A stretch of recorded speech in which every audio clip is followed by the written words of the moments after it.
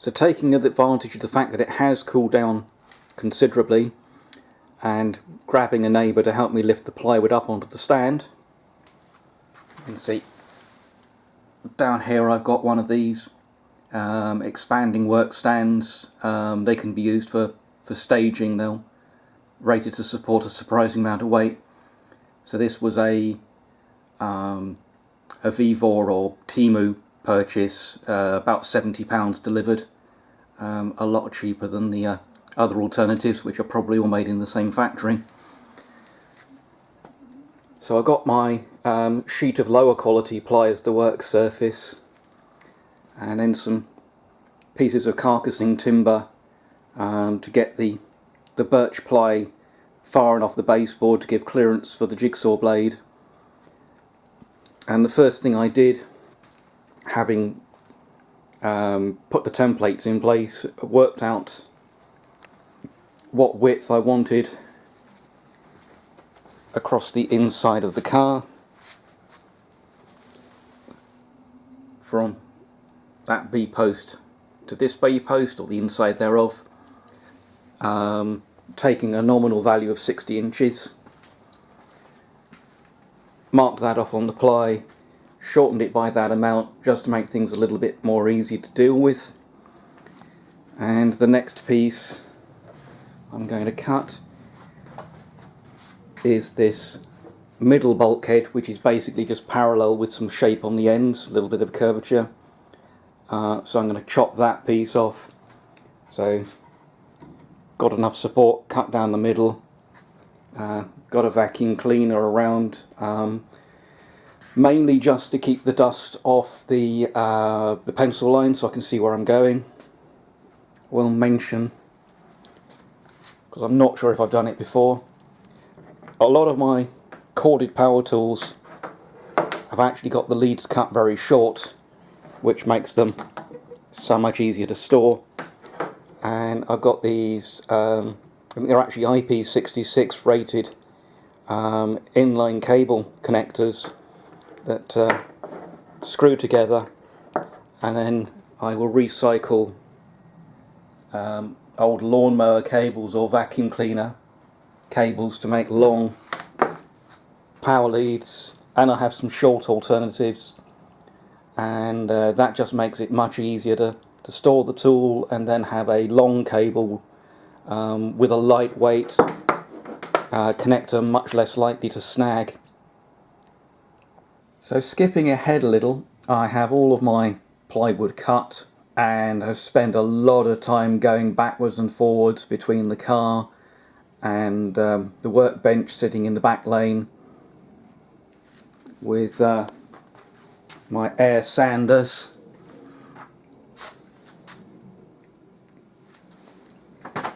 Fettling these shapes so that they fit the car better than the originals did. In fact, the one that's now pretty much done and was the most complex is the upper window frame. So we'll have a look at that and the fiberglass glass surround. So here's the upper bulkhead section, and you can see that I've got a drop down here. This wasn't in the original panel,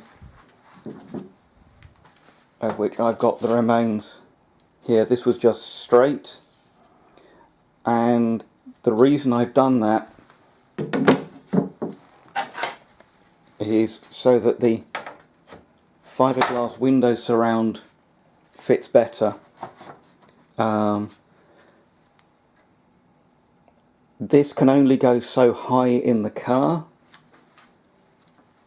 because it ends up hitting the underside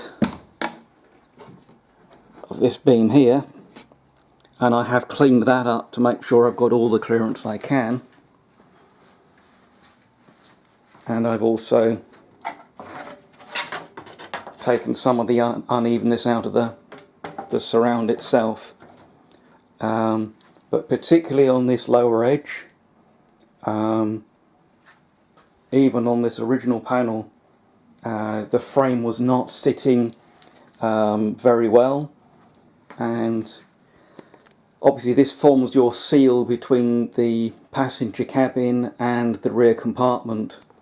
So noise, fumes, heat are kept out by the fit of this frame. I mean, you've got the seatbelt slots that there's a cover behind, so that's another possible point of entry, but I wanted to get it as good as I could do, and this originally was sitting really quite, it was more or less sitting on this part of the frame rather than this, and so it needed to sit lower.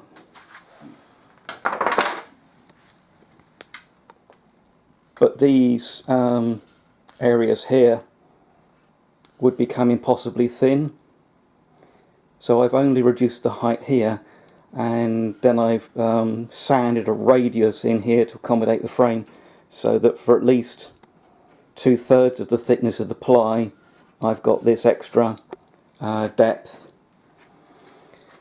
So I think I'm as happy as I'm going to be with the fit of this panel, and it will sit slightly further back than my original did. I'm pushing it to the back of this flange, and it was sitting slightly further forward. I've got a pretty nice fit on this lower bulkhead section, and in a previous video I described how it was sitting a long way proud off the surface, and I was considering moving it back flush, and that is in fact how the Series 1 and Series 2 cars had their bulkhead fitted, from what I can see, but they didn't have the additional mounting holes and the brackets on the chassis. I persuade this to fold forward. There of course are the holes that we've previously seen, and so my plan is to use a block of plywood and to pre-drill this and then bond that on, have it bolted in place while it cures. So I'll be using resin with short chop strand fibres, got some 6mm fibre coming, and some fumed silica, so I can thicken the resin up a little bit more to make a really nice bonding paste. So those will both get bonded in place, as I say, bolted up while they cure. Then I'll take the bolts out and put the bulkhead in, and we'll look at any shaping I want to do on the plywood blocks, whether I need to do a bit of sanding on them to get the surfaces coplanar, and whether I need to put in the angle to get the bulkhead to sit. I may just get away with it. There's the plywood is flexible and the gaps are pretty minimal. You know, the unevenness of the fiberglass is needs more of the bonding paste, but that may also take the unevenness between the plywood and the spacer block out. So we'll look at how that goes. I'm going to do a little more bonding than Lotus did. This section here, there was no chop strand mat bonding it in. That area had been filled with silicone, so I may not put as wide a strip in, but I'll put a little piece around here. The edges of the ply will all get painted with resin to seal the edges, which is where they're most vulnerable to any moisture ingress and rotting. And then I may consider actually priming the surface with resin in areas where I can't get to it afterwards. I'm going to leave this face free of resin so that any moisture doesn't get trapped. If I fully encapsulate the plywood and there's any moisture in, it can cause problems. But this face, certainly in this area, generally doesn't get wet. It's the edges that are really the problem.